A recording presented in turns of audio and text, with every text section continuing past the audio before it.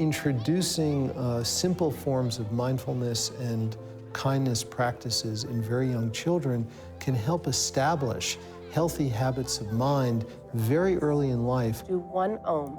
Big deep breath in.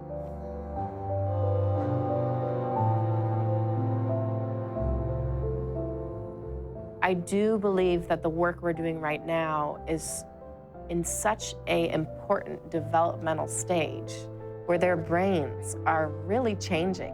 Because of that, I believe that this work right now is going to affect them for the rest of their life.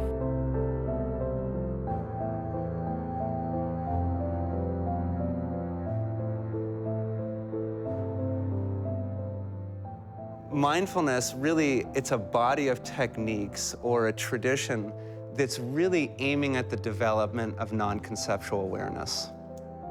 For me personally, heartfulness and mindfulness are one and the same.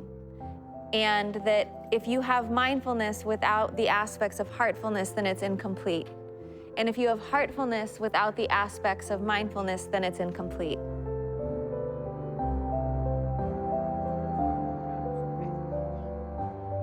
All right. Okay, everybody move to our yoga circle. All right, guys, have a seat. Huh? Not till the end, okay? Have a seat in our yoga circle. Perfect. Close your eyes. Relax your mind. Listen for the bell. Listen for the bell. Good. Shh.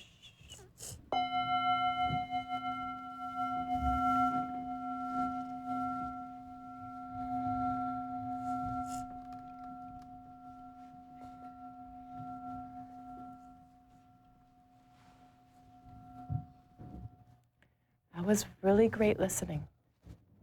Breathe in. Breathe out. Breathe in. Breathe out. If we can start to give little kids awareness of their emotions and awareness of their body and the ability to self-regulate sometimes, then they're going to be taking that into their school environments. Well, shell.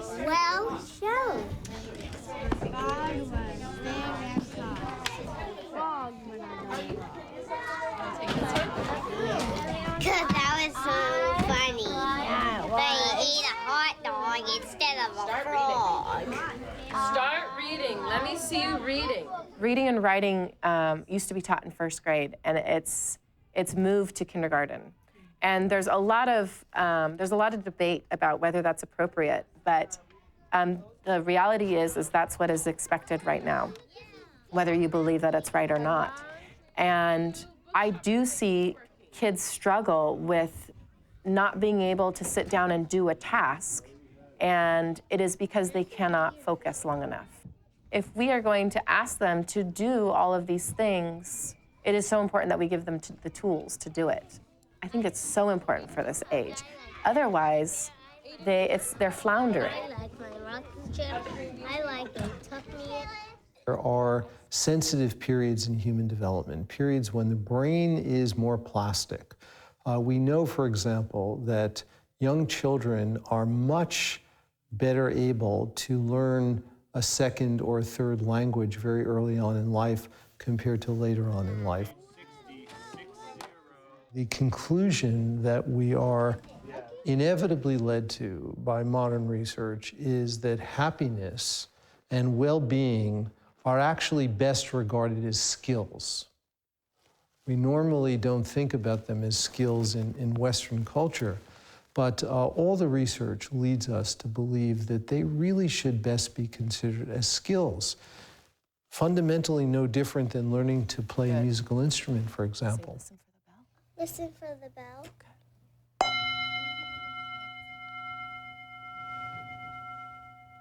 There are a variety of different kinds of meditation techniques which I believe can be very effectively used to cultivate happiness and well-being.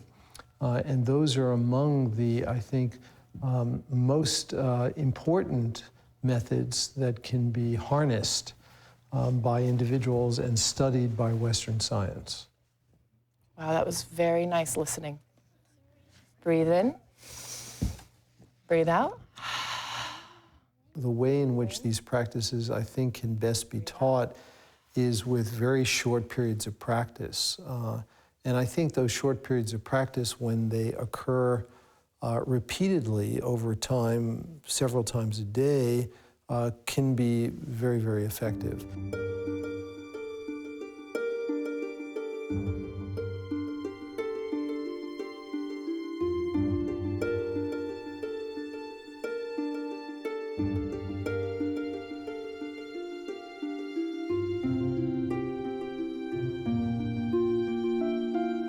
We're gonna sit silently for 1 minute.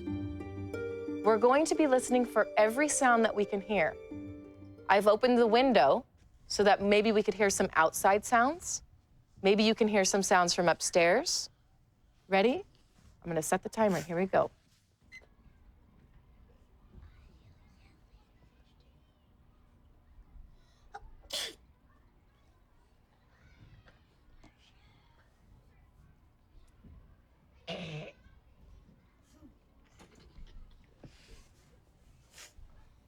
Teachers often wonder what they should expect when they have mindfulness in their class or when they're introducing it. And sometimes I think that their expectation is that their classroom is perfect and that they look perfectly still. But actually, mindfulness is not about being still and calm. Mindfulness is about recognizing our experience and being with our experience and noticing what it is. A positive byproduct of mindfulness often is the feeling of calm, and that often results in a calm classroom or still classroom. But I think that really, if you want to look at if it's having benefit over time, you want to look at if the children are happier, if they seem more comfortable in their body, if they seem like they're less reactive or aggressive, or the way they treat each other and the way they manage their experience. And so you want to look over time, not just in those moments where they're supposed to be doing mindfulness.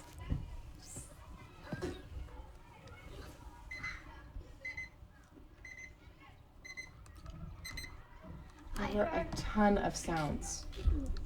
Did you guys hear some sounds? Yeah. Jack, tell me one thing that you heard during that time. The fish tank. Ooh. Jalen, did you hear anything from outside? I heard echo. Ooh, echoes. I kind of heard that too, because there were some kids right here next to our room and there was some echoing. Younger kids don't need a lot of time. If you can get them to be attentive in their bodies with stillness, whether they're paying attention to their breath or they're just kind of there in silence or they're noticing sound or sensation in their body, even if we just have a minute doing that each day, they're going to start to become familiar with what it's like to have that intentional presence and attention in their body. The next time that it rains hard, what we're going to do is turn off the lights and everybody gets to sit where they want. I'm going to open up all the windows and I'm going to open up the door and we're going to listen to the rain. The next time that it rains, we'll do mindful listening, okay? So be prepared for that. Will it rain inside? Do you think it'll rain inside? Maybe we let the rain inside.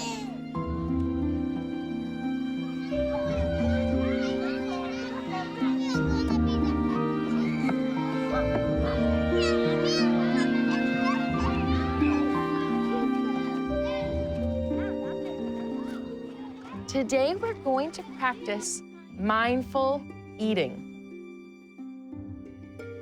I'm going to give you a raisin. If you don't like raisins, what do you think is the best thing for you to do? No, thank you. I don't like raisins. You can say, oh, I don't like raisins, and then I want you to take one anyways, because we're gonna do some funny things with these raisins today, okay? Do I have to eat them? You're gonna see what we're gonna do with them, okay? I'm gonna give you a raisin. I want you to keep it in your hand.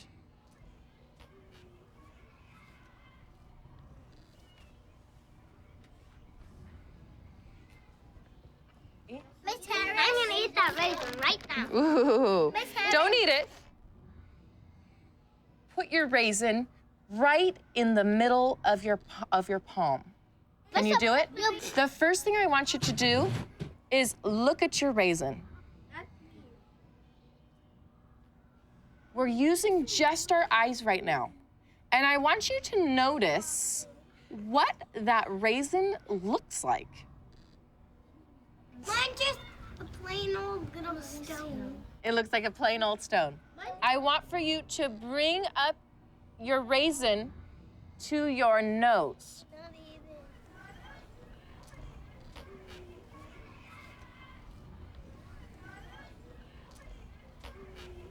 Now, I want you to do something that's kind of silly. And this is the trick. It has to be absolutely silent for us to do this.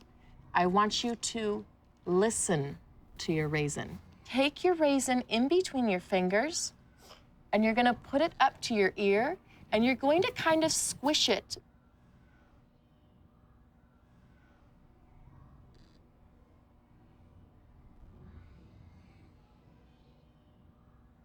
I want you, don't do it yet, you're just going to put it on your tongue, okay? Just put it on your tongue and close your mouth. Yes. Hold it there. Really good. Hold it there. Now, with very, very slow teeth, I want you to start to chew it and really, really pay attention to the taste. Start to chew it. If you don't, you can step out of this part, okay? But just listen. And see what you feel coming out.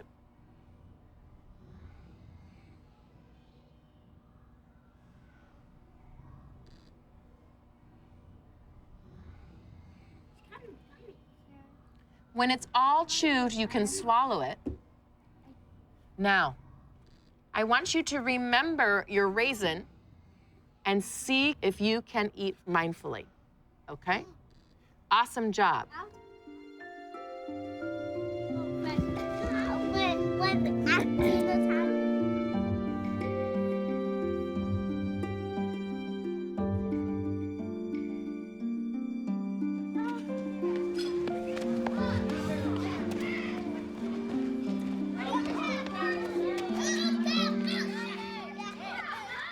All righty.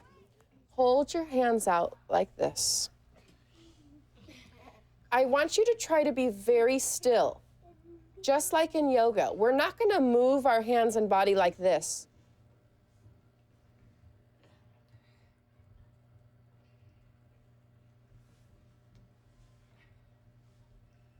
Nice. Now, everybody look at your fingertips.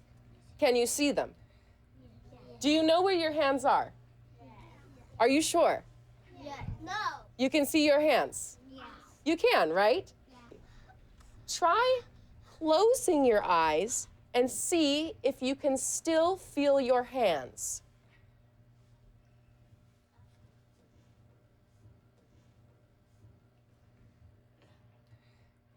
You're going to move your hands together very slowly and see if you can match your fingers with your eyes open.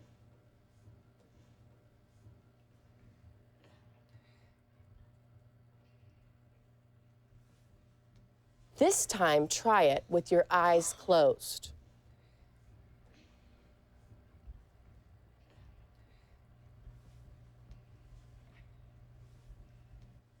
Let's take a step like we were just learning to walk. Lift your leg very slowly.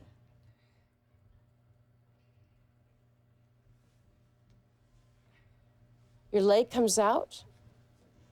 You put your heel down and you roll your foot down. Now slowly lift your toe up. Your foot starts to come in front. Look at this. Isn't this interesting? So pretend this is me, and I'm like walking, and that's mindful moving. And then my mom goes, and I tell her to do this. Hands up. Peaceful 1, and mindful. 2, 3, 4. You get to walk slowly because sometimes I get to walk fast from school to here, and I get to do mindful listening slowly. We close our eyes, then we take a deep breath, then we raise our hand. And we try to be in a mindful spine. Well, I feel more relaxed, and it's supposed to calm your mind. Well, then people won't be running around and getting hurt so much.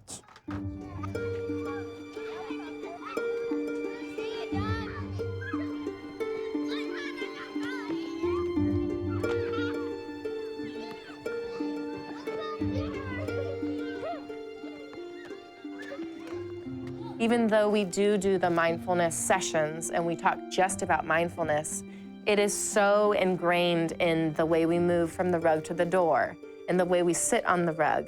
And you know, it's everywhere. And when you bring in the yoga, that's a lot of mindful movement too. It says we're filming today. Who's filming? Remember, we're going to do video recording today. Let us move to our yoga circle. Get a spot on the rug.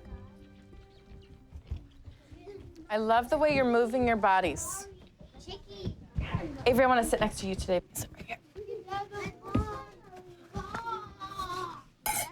You feeling a little better? Yeah? So today when you're doing yoga, I want you to really concentrate on your breath. And just, if you're feeling sad, if you're feeling like you have something in your stomach that's making you cry or making you sad, you just take deep breaths, okay? Very nice. And come back up. All the way up your belly to the sky and reach. Yes, you guys, good. And arch, arch, arch. Tavian, go up into cat. Meow. And into lion. Very nice, you guys. Bend that front knee. Warrior one. Ready? And 1, 2, 3, 4, 5. Bend and to warrior 2. Open it up. 1, 2, 3, 4, 5. And scooch back to mountain. Whoosh. Celia punched me. Love, I need you to leave our circle if you're going to disturb other people's yoga. It's not fair to other people. People are trying to calm their minds and their body right now. If you can't help with that, I need you to go take a break. You can come back, but you need to take a break. Do you understand? Can you be in the circle with us, or do you need a break? Circle. Great. Go up into bridge then. Knees bent, hips up.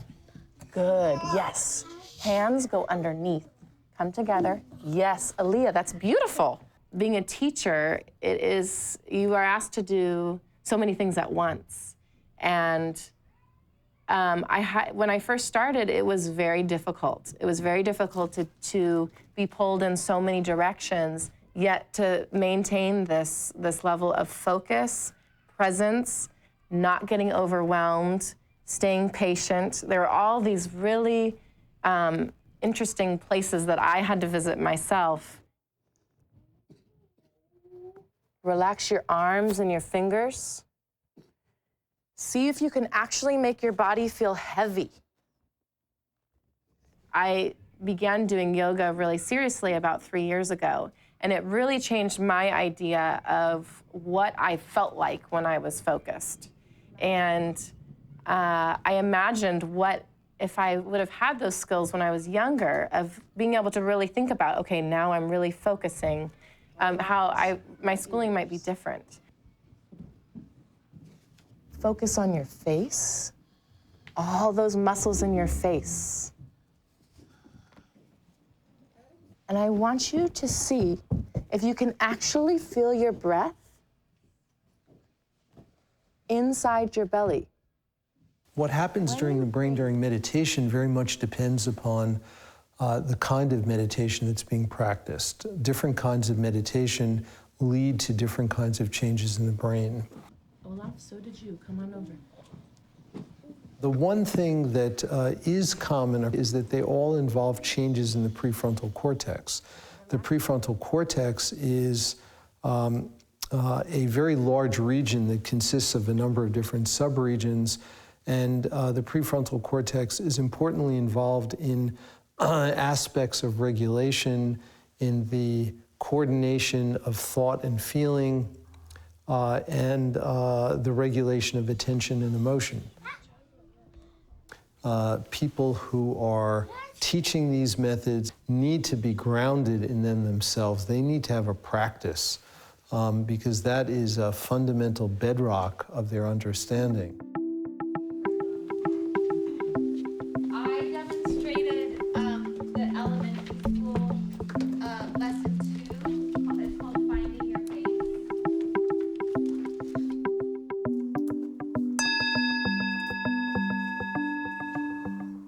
Great job. Hi again, everybody. It's nice to be here. Today you're 4th graders. That means you're 10 years old. Imagine that this is a boat and it's floating and the people on the boat decide they actually want the boat to stop. What do? They drop the anchor. And then when they drop the anchor, what happens when the boat starts to float away a little bit? It comes back. So your breath is the anchor for your attention. We can teach mindfulness with words and give an instruction and a technique or guidance, but I think one of the primary ways we're teaching mindfulness is through our own modeling and demonstration of it, just in how we are with the students.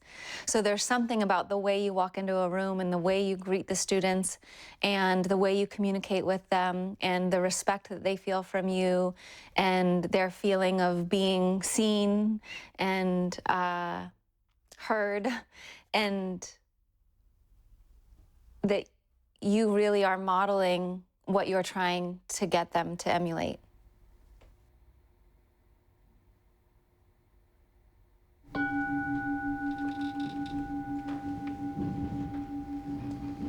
One of the reasons we sit or walk or just try mindfulness and attention training in these very simple postures first is because doing this on the fly can be a little challenging, you know, because, and that's really the development of the witness that I'm talking about, being able to witness your own reactions in real time.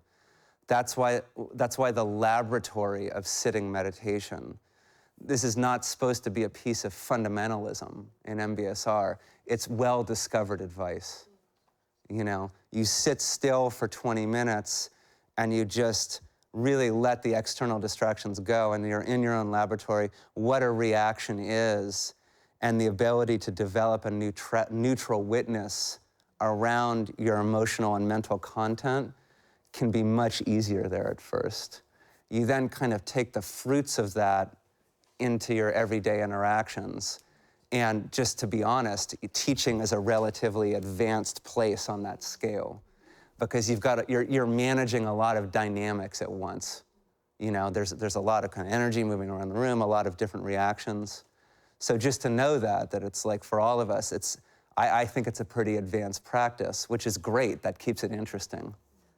When you walk into a classroom of kids, whatever age, and it seems like things are going to get out of control, there can be this panic. And if you default to, you know, let's be mindful, then, then you're kind of sending the wrong message. The basic rule is, if you are frustrated and angry and you say to the class, we need to do mindfulness, that is not a mindful way of using mindfulness. But if you're frustrated and angry and you want to gather the class and you say, I'm going out of my mind, the noise is too much in here, I need mindfulness, let's sit down. That's a really honest way of dealing with the situation, where you still get to have your feeling, but you're not blaming them for it. And if teachers get instructed in that way, they can use it. They can use mindfulness in their class in a more skillful way. As mammals, before we've said anything in a room of people, our nervous systems, my nervous system has already given you a bunch of non-verbal data about me, really. And you're processing it unconsciously all the time. Micro expressions in my face, the way I'm holding my body, the tone of my voice, whether it's warm, you know, so much information, really, in enormous amounts. It's amazing that we have a brain that can process it all. There's this immediate very visceral reaction to the person. It's all there for the kid to see.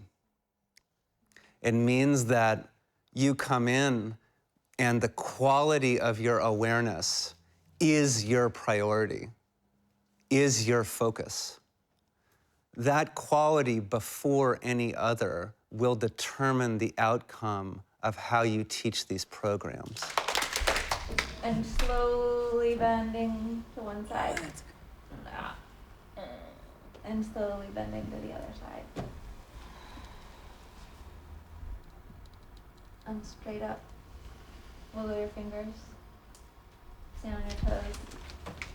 Jump. It's really important, if you want the entirety of the potential of mindfulness, for everybody to know that mindfulness is about noticing the entire spectrum of our emotions, and that there's no judgment placed on what we might call a good emotion or positive emotion versus a bad emotion or a negative emotion, that they're all really welcome. And when that message gets conveyed, kids actually end up feeling very relieved and safe, because it's in contrast to the message that they're usually getting, which is that behavior is not acceptable, you know, or for boys, like crying's not acceptable, or for all of us, anger's not acceptable. And suddenly you're giving them permission to have everything. All right.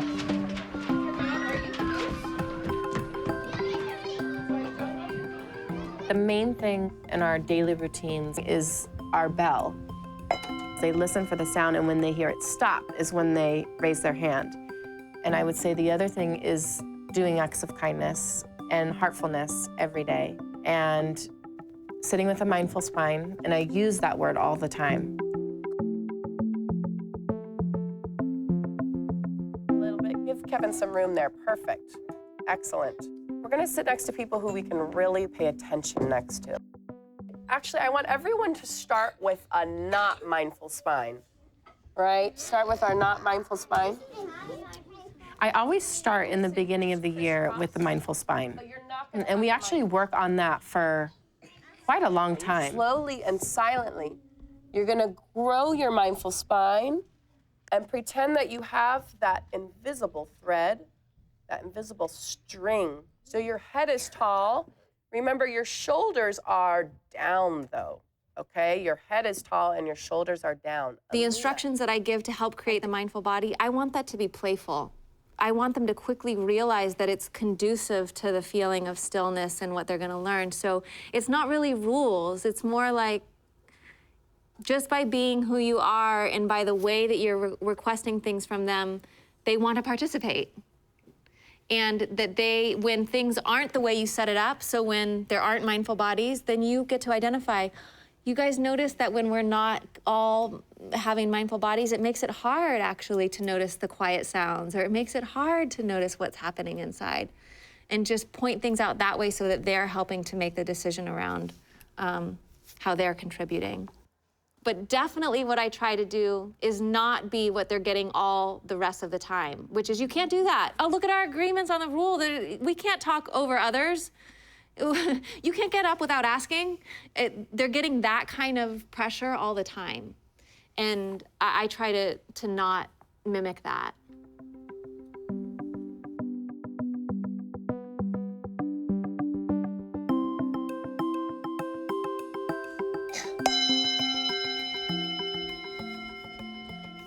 Never use the bell to get them quiet.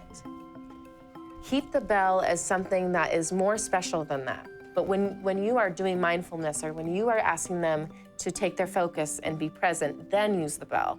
And then it becomes this sort of significant sound that they start to associate as, okay, this is my learning time right now, and I need to bring my focus back in.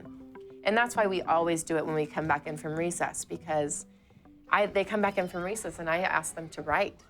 And think of that transition to a 5-year-old. You know, that's a really playing outside, you know, running everywhere, and then you're asked to come in and write, which is something that's so hard for so many of them. And it is because they cannot sustain their focus long enough to sit down and do it. When you ask a classroom of kids if anybody has ever told them to pay attention, or I can just ask you, has anybody ever told you to pay attention? And you ask kids if anybody has told them how to pay attention. And really, nobody raises their hand for the most part. What we're addressing when we're saying that mindfulness teaches how to pay attention is what does it take, not just to pay attention in a moment, but what does it take to sustain attention or sustain awareness? One of the things that's my biggest concern as mindfulness in education as a movement grows is that educators or classroom teachers that aren't really educated around mindfulness see that mindfulness creates a focused class, and then they only want to use it for a focused class in the sense of, I need their focus so I can teach. And we don't want to lose sight of actually the underlying intention, which is to create more empowerment and choice in the students around when and why they're focusing. So the idea is not for them to learn that when their attention has wandered away or they're daydreaming out the window, that they come back just because they're supposed to and that's the rule, but because they're actually making their own personal choice because they recognize what was happening with their awareness or their attention or their mind. And they can either stay in that daydream because it's really good and they're not actually interested in what's happening at the front of the class, or they can recognize, I actually am interested or it is important to me and I want to be present.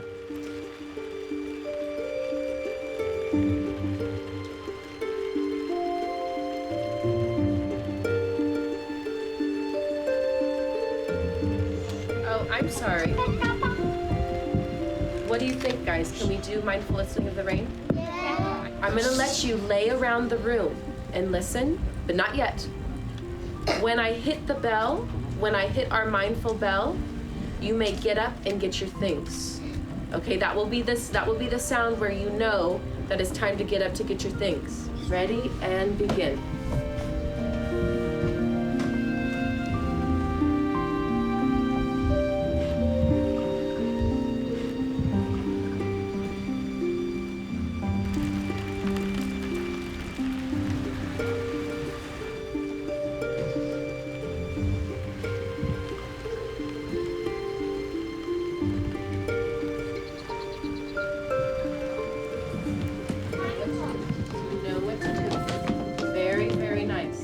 I do visit the bell every day, and that's kind of like our little checkup every day.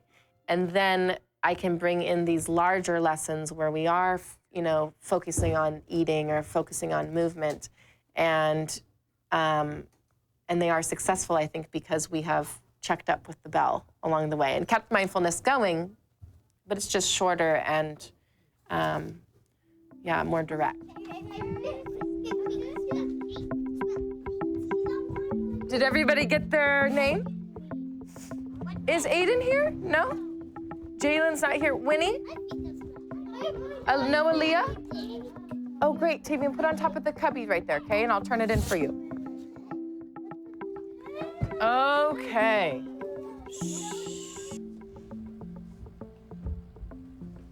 I want you to first picture Aiden in your mind.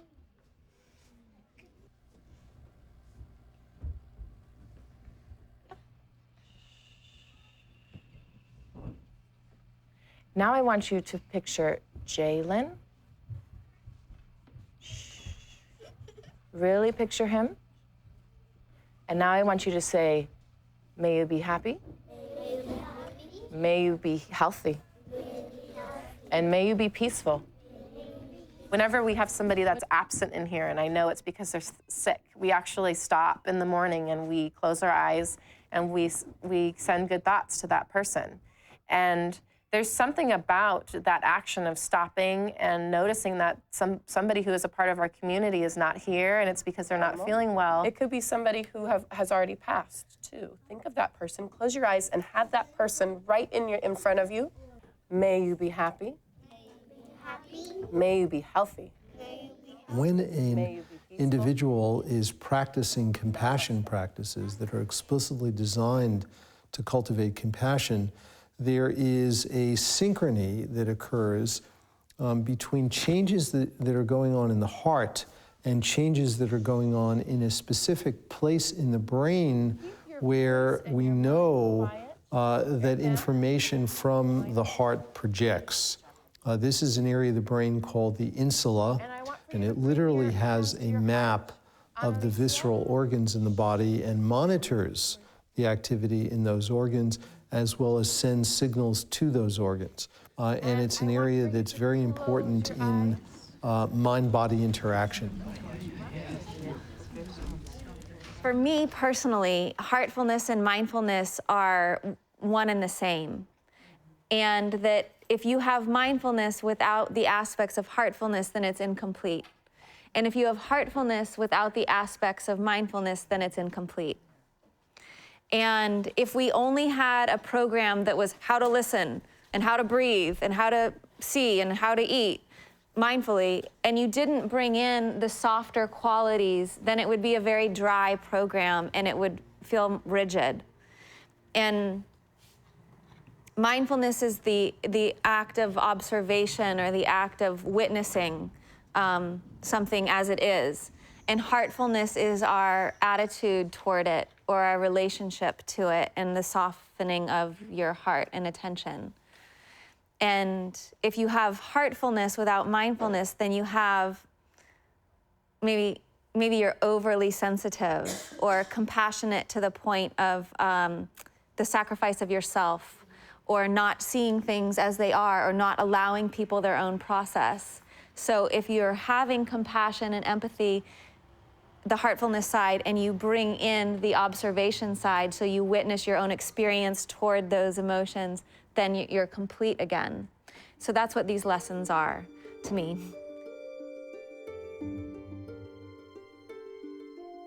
When children begin to have problems, those problems start in middle school.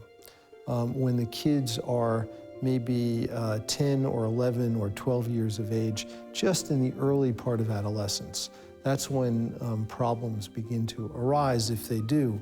And if we can teach children earlier these healthy habits of mind, we have the opportunity to possibly prevent or decrease the severity of those problems arising if they do during adolescence. Going on a field trip. I really don't want mindfulness to become another disciplinary tool. Mindfulness is meant to actually have an attitude of acceptance and caring, and discipline often has an attitude of non-acceptance or wanting to control. I hope that mindfulness is used as a way of bringing people together and showing acceptance around the class and their behavior, not just for the purpose of making them calm when the teacher wants them to be. Yes, baby. The most significant change that I've seen is the ability for them to talk about their focus.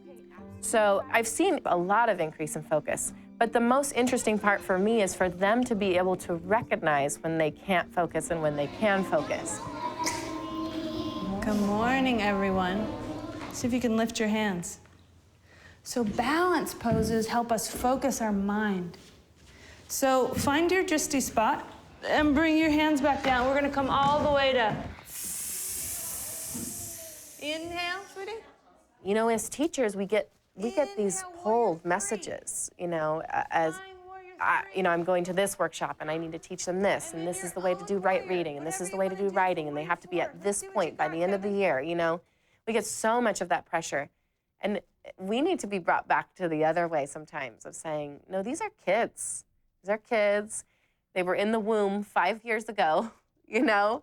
We have to remember that because they're little and they're small, and they need help. They need help knowing how to be here, and I think mindfulness is a good way to really show them an easier way to integrate, an easier way to transition, an easier way to be aware of themselves and how they interact with others. It's just kind of, it's like a string that connects a lot of things. That's how I kind of think of it. That missing, it's the missing link. Peaceful. May you be safe and protected. May you be healthy and strong and free. And may you accept yourself just as you are.